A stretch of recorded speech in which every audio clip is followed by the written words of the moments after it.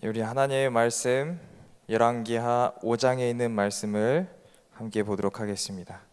열왕기하 5장에 있는 말씀입니다.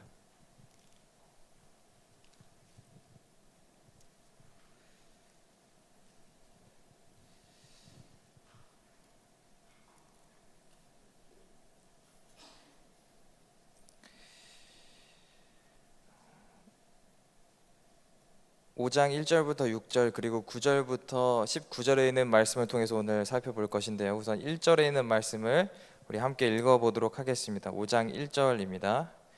시작. 아람 왕의 군대 장관 나아만은 그 주인 앞에서 크고 존귀한 자니 이는 여호와께서 전에 저로 아람을 구원하게 하셨습니다. 저는 큰 용사나 문둥병자였더라.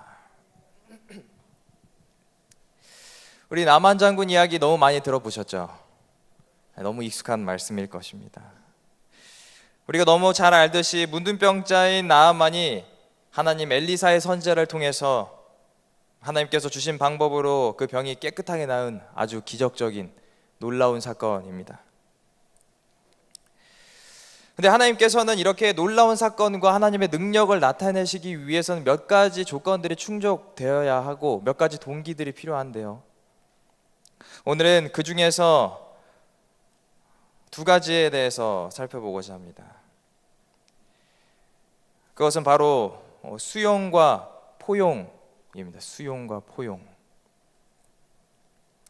이것에 오늘 초점을 맞추어서 이 나아만 장군의 기적적인 사건을 함께 나눠보도록 하겠습니다.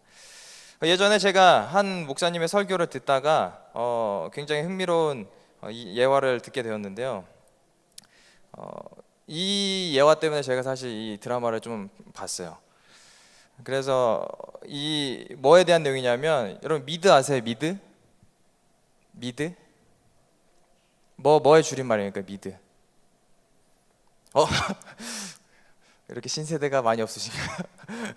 미국 드라마를 미드라 그러죠. 미드. 미국 드라마 미드. 게임 많이 하는 친구들은 다르게 이해할 텐데 미국 드라마를 미드라고 많이 합니다.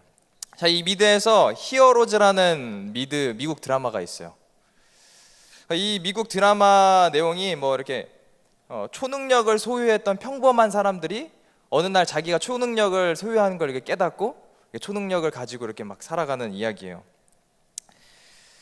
뭐 여기에서는 뭐 보통은 이제 슈퍼맨이나 이렇게 대단한 이렇게 인물들이 등장하는 게 히어로물인데, 이 미드에서는 그냥 평범한 영웅들이 등장합니다. 뭐 경찰, 치어리더, 학자, 화가, 회사원, 정치인 같은 모습으로 평범하게 이렇게 위장해서 살아가는 그들의 모습을 볼 수 있어요.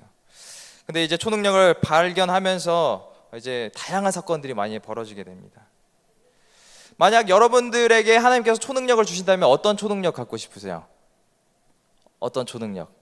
뭐 여러 가지 초능력들이 있잖아요. 우리가 봤던 그런 많은 영화들 속에서. 나쁜 사람 처치할 수 있는, 처치를 어떻게 할지는 좀 물어보진 않겠어요.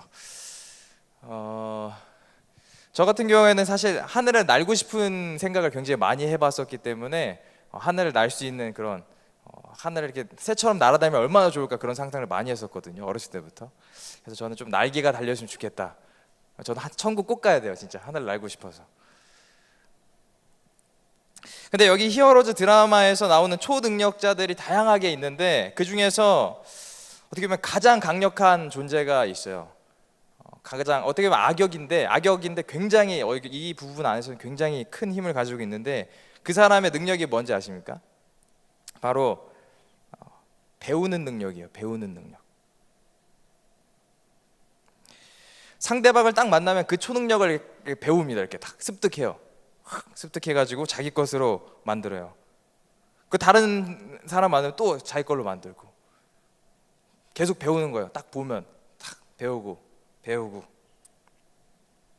사실 우리가 이 배우는 것은 굉장히 초능력이라고 생각하지 않는데, 뭐 특별한 능력이거니와 이게 무슨 뭐 좋은 거야 이렇게 생각할 수 있는데, 여기에서 가장 큰 초능력으로 나오는 게 바로 이 배우는 능력이에요.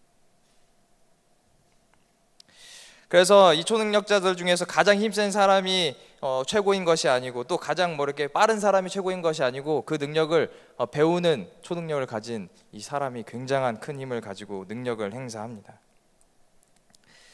그래서 이 사람은 어떻게 보면 다른 사람을 카피하는 것뿐만 아니고 수용하고 이렇게 빠르게 배우는 습득력을 가진 능력자였어요. 지금은 돌아가신 한 장로님이 이런 말을 하신 적이 있어요. 집단의 크기를 좌우하는 것은 수용성과 관용이다 라는 말을 했습니다. 이 말은 아마 개인에게도 마찬가지일 것이에요. 개인과 집단의 크기를 좌우할 수 있는 것은 얼마나 수용할 수 있느냐, 얼마나 관용을 가지고 있느냐, 얼마나 우리가 포용할 수 있느냐에 대한 것일 것입니다. 제가 중학교 때 교과서에서 많이 나온 단어가 있습니다. 그것이 바로 우리는 백이민족이다. 그리고 또 무슨 민족이에요? 다니엘 민족이다. 그래서 학교에서 배울 때 이것에 대한 굉장히 자부심이 있었어요. 우리 다니엘 민족. 그런데 조금 크고 나서 보니까 우리나라 사람들이 어떤 인종에게는 잘해주면서도 또 어떤 인종들에게는 굉장히 차별을 하고 있는 것을 보게 되었습니다.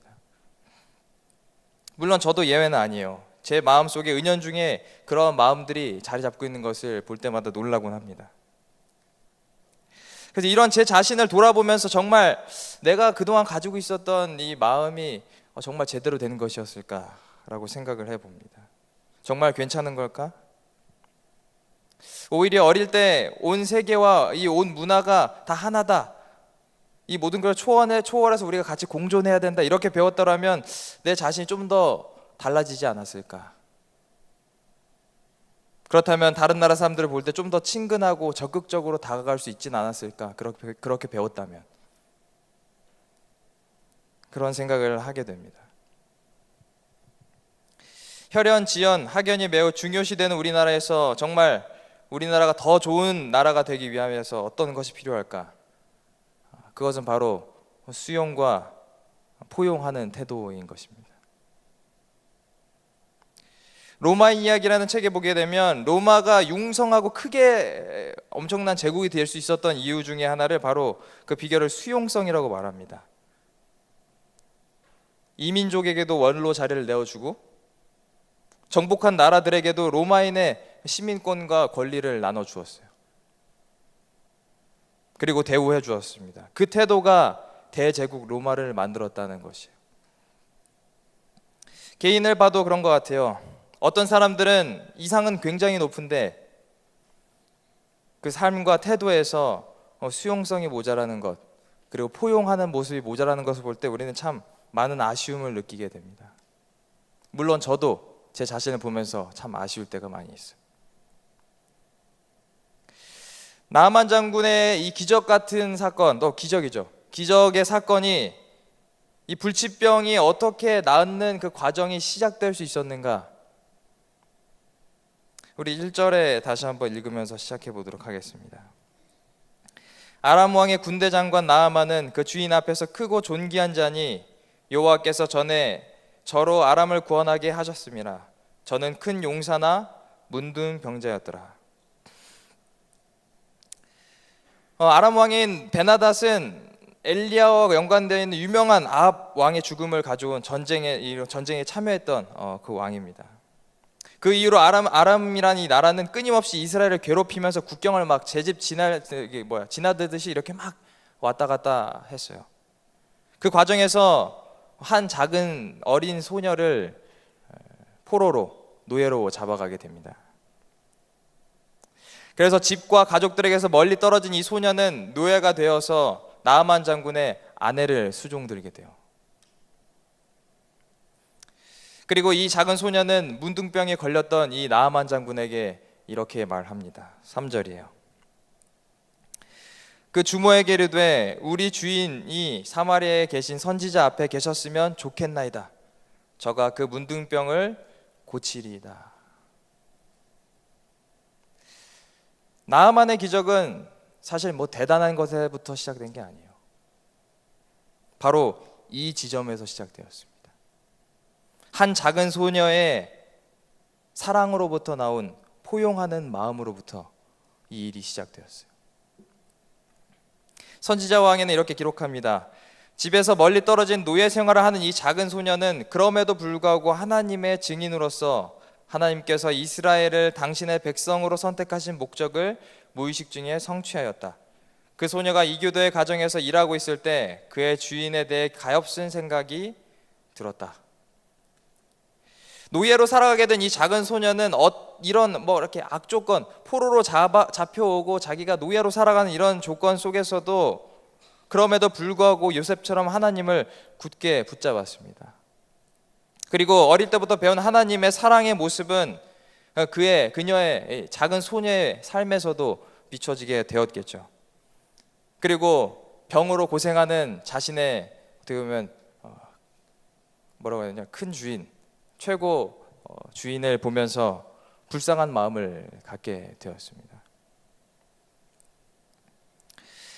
소녀는 가족을 잃고 잡혀왔음에도 그의 주인이면서 원수인 나아만의 아픔을 겪을 때 함께 걱정하고 그에 대해서 불순한 마음을 품지 않았어요. 저 적국의 대장군인데 저거 이 기회에 죽어야 되는데 문둥병 걸렸다, 아싸 잘 됐다.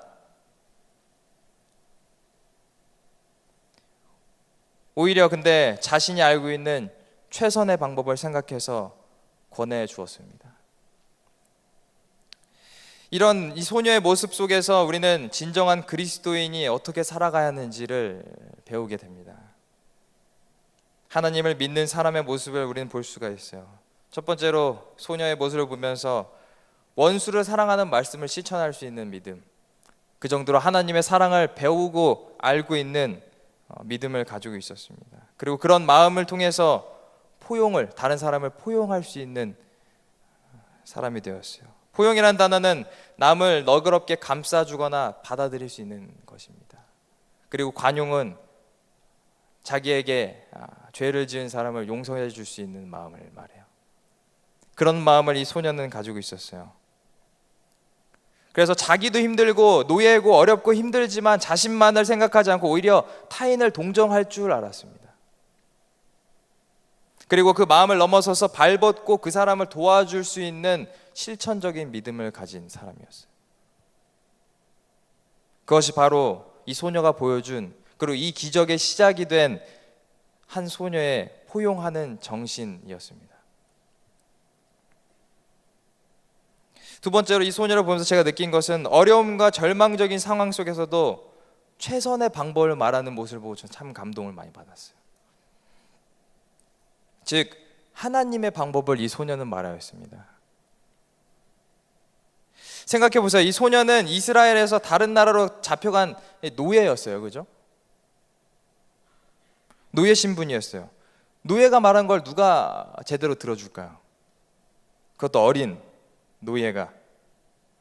그리고 상대방 입장에서 이 원수 적국에서 잡아온 이 소녀가 말한 것을 어떻게 믿을 수 있겠어요? 어떤 복수심이 있을지 모르는데 어떻게 믿을 수 있겠어요?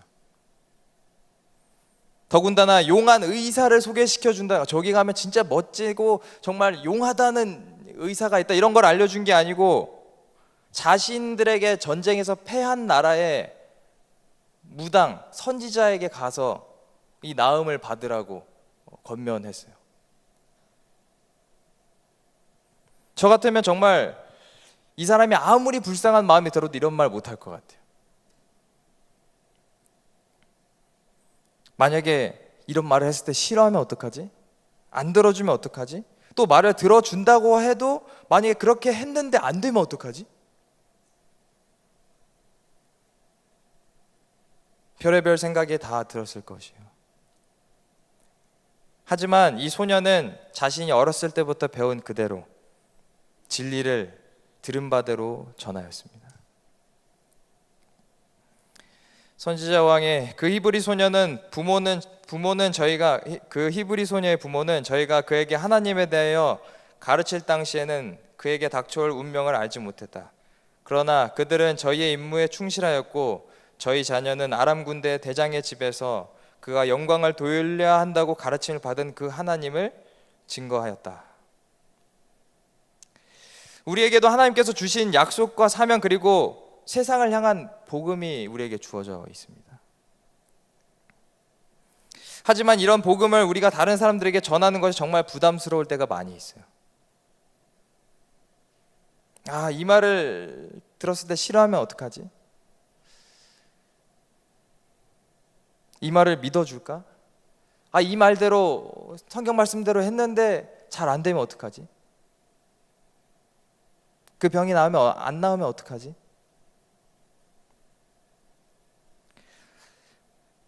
하지만 이 소녀의 모습 속에서 우리는 다시 한번 결심합니다. 그럼에도 우리는 우리가 배운 바 그대로 전해야 합니다. 그 작은 소녀가 포용하는 사랑의 마음을 가지고 하나님을 전하였던 것처럼 그 영광을 돌려야 한다고 가르침받은 그는 하나님을 증거하였다. 이 말이 우리의 신앙이 되어야 합니다. 우리는 하나님의 명령하신 대로 진리를 말해야 합니다.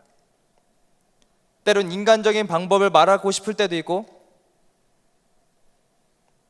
때로는 두려움 속에서 이 말을 돌려서 말할 때도 있습니다. 하지만 먼저 받은 빚이 있는 우리는 우리가 받은 빚을 하나님께서 명령하신 대로 말해야 하는 것입니다. 이런저런 인간적인 생각이 들더라도 이런 어떤 상황 속에서도 하나님을 증거해내야만 합니다. 우린 할 수 있고 해야 합니다. 그 결과는 하나님께서 책임져 주실 것이에요. 이런 작은 소녀의 하나님을 닮은 마음이 이 기적적인 사건의 시작점이었습니다. 4절입니다.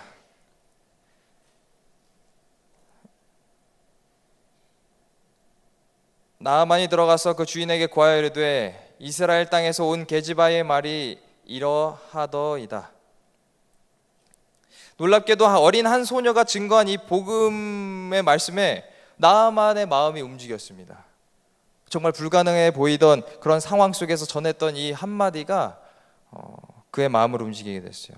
그 이유가 마음이 너무 절박해서일 수도 있지만 나아만은 이 하녀의 말을 어떻게 보면 수용하였어요. 받아들였습니다. 사실 이 소녀가 한 말은 아까 말씀드렸듯이 옆 나라에 그것도 자신들에게 전쟁에서 패했던 이스라엘의 무당을 찾아가라. 거기에서 나음을 받을 수 있다라고 말한 것과 같았어요. 당시 메소포타미아 이 지역에서는 이 가지고 있던 개념이 신들의 전쟁의 개념을 가지고 있었는데요. 더 강한 신이 그 나라의 승리를 가져다 준다라는 개념이 있었어요. 그러니까 자기네에게 패한 나라의 신은 우리보다 힘이 없다라는 개념을 가지고 있었어요. 이 당시 사람들은 더 강한 신이 그 나라의 승리를 가져다 준다라는 사상이 자리 잡고 있었습니다. 이런 면에서 이 소녀가 이야기한 것은 승전국인 자신들이 믿는 신이 못한 것을 패전국의 신인 더 약한 신이 해낼 수 있다라고 말한 것이에요.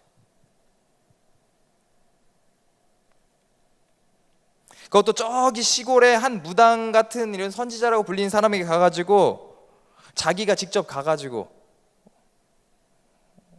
치료를 받으라는 것이었어요. 그럼에도 나아만이 하나님의 은혜를 입은 것은 그가 이 작은 하녀의 말을 수용하였기 때문입니다. 그는 이 소녀의 말대로 응했습니다. 그냥 듣고 흘려버린 것이 아니고 행동하고 실천하였어요.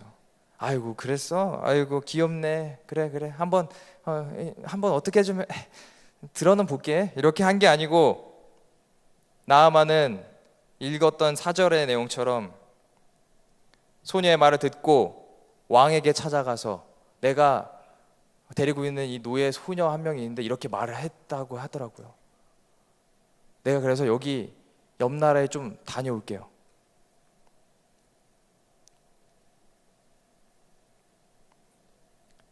수용이란 그냥 듣는 것에 머무르지 않습니다.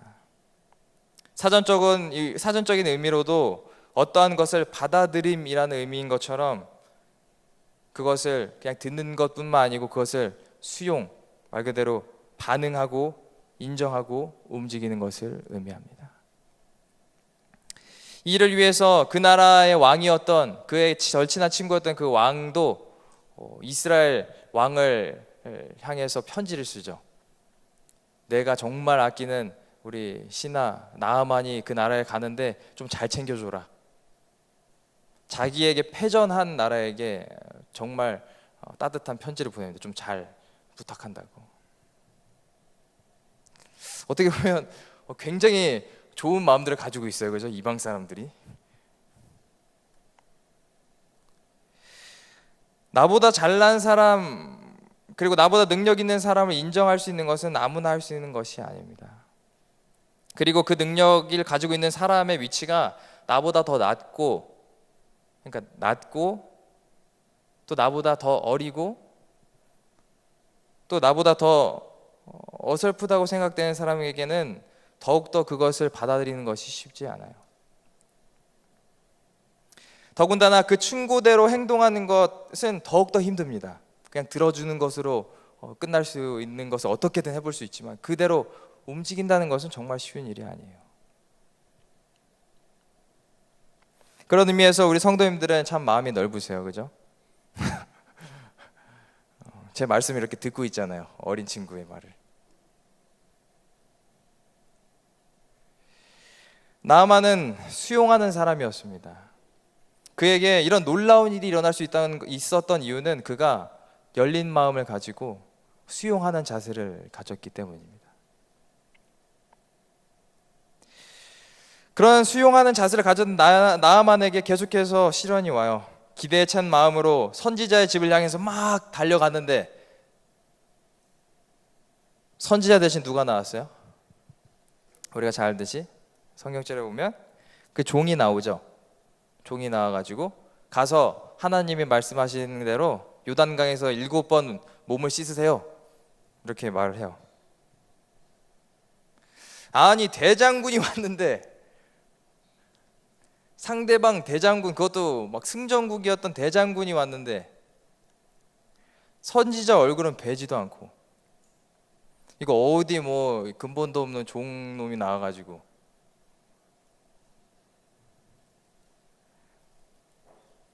기껏 이거 소녀 말 열심히 들어가지고 왔더니 이거 아주 대접이. 그렇다고 뭐 여기 집에 갑자기 뭐 불기둥이 서 있어가지고 이거 정말 하나님의 집이다 이런 징조가 있는 것도 아니고, 그냥 가서 7번 씻으세요. 이것은 나아만에게 최악의 기분을 선사할 수 있었던 환경입니다.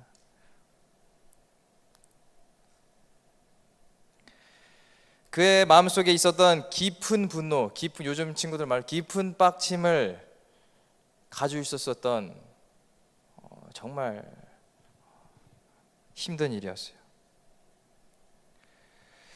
에라이, 차라리 우리 동네에 가서 깨끗한 목욕탕에서 씻으면 있었지, 이 타지에 더러운 저 요단강에서 내가 어떻게 씻냐. 안 씻어. 나아만은 분노에 차가지고 돌아가려고 했어요. 그런데 다시 한번 그를 붙잡았던 것은 그가 가지고 있던 열린 마음과 수용의 마음이었습니다. 13절입니다. 그 종들이 나와서 말하여 가로되 내 아버지여, 선지자가 당신을 명하여 큰 일을 행하라 하였더라면 행치 아니하였으리이까. 하물며 당신에게 이르기를 씻어 깨끗하게 하라 함이리이까. 대장군이 이거 도저히 참을 수 없어 하면서 딱 가려고 했을 때 그의 부하들이 더 큰 거, 더 심한 거 시켰어도 했을 거 아니에요. 이 정도 못하겠어요? 한번 해보시죠. 그의 부하들이 이렇게 말했을 때 그가 이 말을 듣고 자신의 화를 누리고 하나님의 방법을 따르기로 결심합니다. 하나님이 주신 믿음의 시험을 나아만은 타인의 충고를 듣고 수용하는 믿음으로 그가 이겨낼 수 있었던 것이에요. 그는 자신의 감정이 그를 지배하는 때라더라도, 자신보다 어린 사람이더라도, 자신보다 낮은 위치에 있는 사람의 말일지라 하더라도 그것이 옳고 바른 충고라면 수용할 줄 아는 사람이었기 때문에 이것이 가능했습니다. 나아만의 수용하는 정신은 여기서 멈추지 않았어요. 그가 요단강에서 한 번, 두 번, 그리고 7번을 몸을 씻었을 때 자신을 점점 내려놓게 되었고, 그 결과 겸손한 마음과 그의 문둥병이 낫게 되는 기적을 보게 됩니다. 그리고 나서 그가 15절에 이렇게 고백합니다. 내가 이제 이스라엘 외에는 온 천하에 신이 없는 줄을 아나이다. 더 나아가서는 이제는 내가 다른 신에게는 번제를 드리지 않고 오직 하나님에게만 경배를 드리겠습니다. 그의 열린 마음과 수용의 마음은 하나님을 진심으로 배우게 하였습니다. 그리고 옳은 길을 보았을 때 그는 과감하게 자신이 믿는 하나님을 바꿀 수가 있었어요. 그리고 그의 마음에 받아들였습니다. 그는 그가 경험한 능력과 하나님의 부르심을 마음에 담고 하나님을 수용하고 또 하나님을 참 종교와 하나님을 믿을 수 있는 그런 마음을 가진 수용의 왕이었습니다.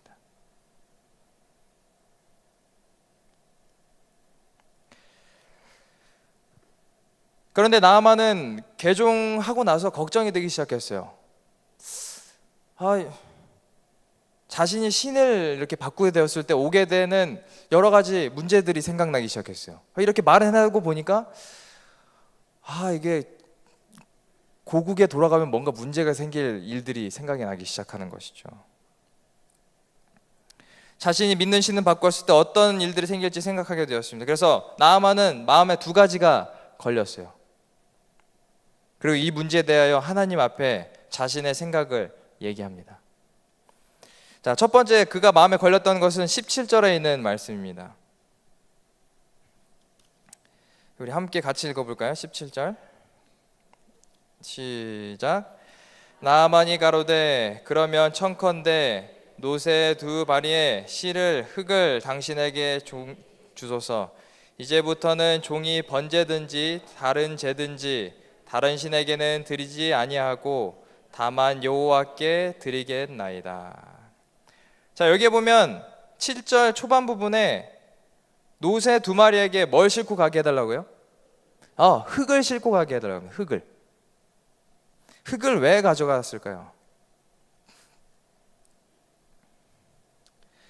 아까 말씀드렸듯이 당시 이 모든 이 지역, 메소포타미아 지역에 가지고 있었던 이 개념 있죠. 신들의 전쟁에 대한 개념. 신들은 각자 자기가 주관하는 땅이 있었다고 믿었어요. 자기가 주관하고 머무르고 있는 땅이 있다고 믿었습니다. 그래서 이 신들이 서로 이 전쟁하는 이 과정이 서로 이렇게 땅 따먹게 하듯이 더 강한 신이 이기면 그 땅을 차지하고 이런 개념을 가지고 있었어요. 그래서 이러한 개념에서 자신이 이 물리적으로 이 땅에서 이 이스라엘 땅에서 떠나게 되면 이 하나님이 나를 못 쫓아온다고 생각했어요. 이 신이 이 땅에 머무르니까, 내 땅에는 거기 신이 머무르고 있으니까 하나님이 나와 함께 하려면 이 땅을 내가 가져가야겠다. 그래서 내가 이 땅을 떠나면, 물리적으로 이 땅을 떠나게 되면 하나님이 나를 못 지켜주실 것이라는 생각 때문에, 함께 못한다는 생각 때문에 흙을 담아서 가져가겠다고 말한 것이에요. 그래서 나아만의 이 요구는 참 미신적이고 세상적인 요구였습니다. 사실, 그죠? 그런데 중요한 것은 이 선지자를 통해서 하나님께서 그를 질책하지 않으셨어요. 이 어떻게 보면 새로 태어난 새 신자에게 네가 그렇게 하지 않아도 하나님은 온 세상에 계셔, 이렇게 강제로 설득하려거나 이해시키려고 그 자리에서 노력하지 않으셨어요. 그냥 그래, 그렇게 해라, 허락해 주셨습니다. 하나님께서는 그의 마음을 보시고 우리에게는 어리석어 보이는 그의 노력을 포용하시고 이해해 주신 것이었습니다.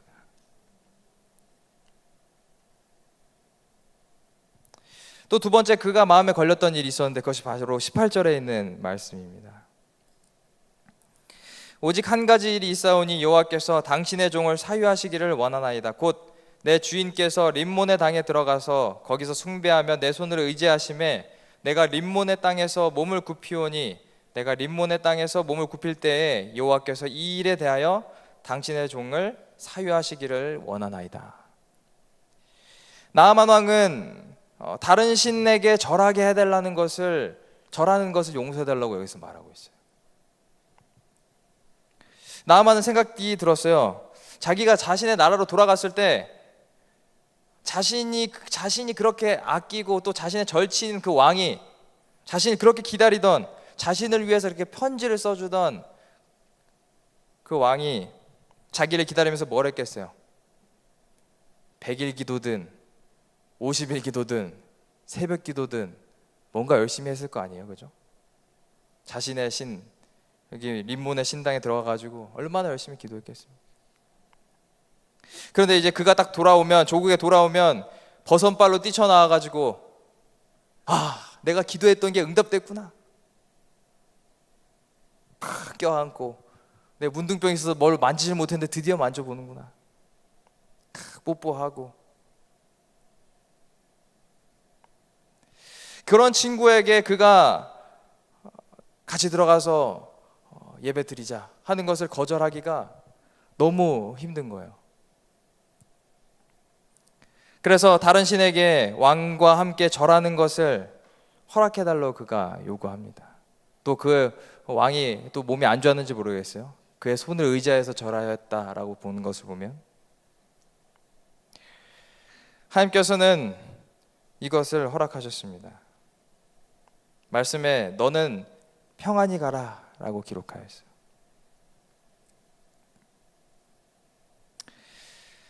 포용은 남을 너그럽게 감싸주거나 받아들임을 뜻하면서 덮어줌과 동의어로 사용됩니다.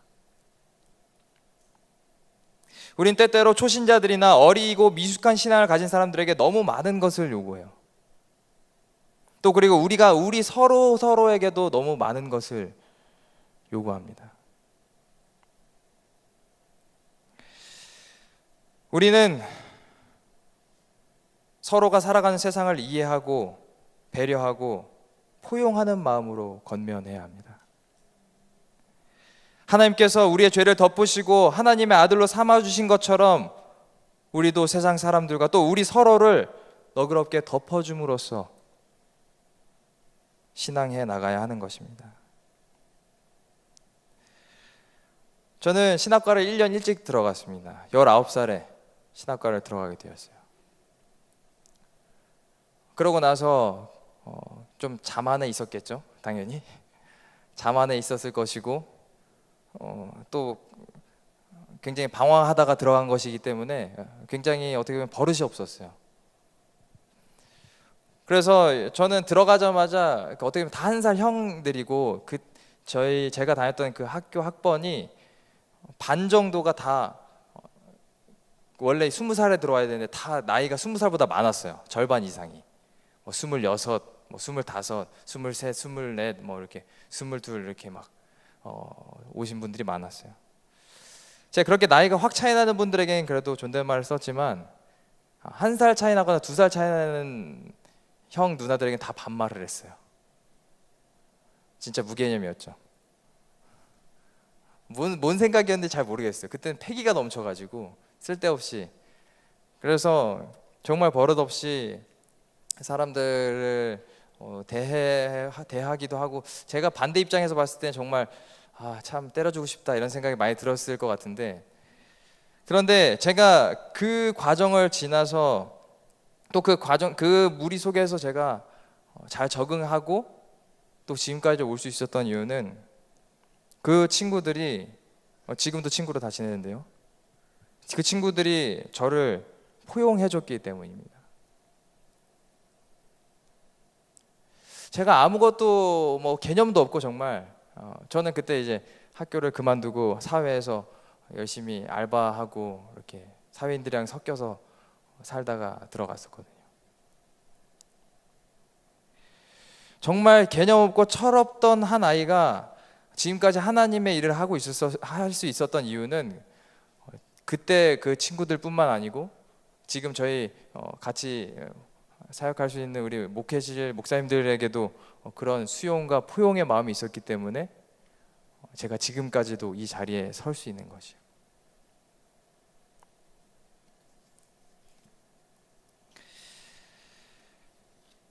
하나님께서는 내가 생각하지 못했던 방법, 내가 기대하지 않았던 사람, 내가 기대하지 않았던 순간과 장소에서 어디에서 누구든지를 통해서 주님의 계획을 시작하실 것입니다. 내가 생각하지 못한 자의 작은 충고로부터, 또 나의 열려있는 마음으로부터, 또는 여러분들과 같이 사랑으로 덮어주는 마음으로부터 하나님께서는 하나님의 마지막 사명을 시행하시고 또 이 교회는 더욱더 아름다워져 갈 것입니다. 그러므로 우리는 더욱더 하나님을 닮은 넓은 마음을 가지고 수용과 포용하는 마음을 가지고 살아가야 할 것입니다. 아까 말했듯이 히어로들 중에 가장 강한 히어로, 배울 수 있는 히어로, 그런 열린 마음을 가진 사람이 됩시다. 유명한 문구처럼 한 아이가 자라기 위해서 온 마을이 필요하다라는 것처럼 우리가 우리에게 서로에게 그런 사람들이 되었으면 좋겠어요. 그래서 우리가 서로 이해하고 포용하고 그랬을 때 이 나아만의 놀라운 일처럼 한 영혼이 주님께 돌아오고 또 세상에는 하나님의 영광이 드려지게 될 것입니다. 우리 오늘 이 말씀을 기억하면서 함께 하늘을 향해서 더욱더 아름다운 교회, 또 이 별내를 하나님을 잘 나타낼 수 있는 교회로 만들어가길 기원하면서 말씀을 마치겠습니다.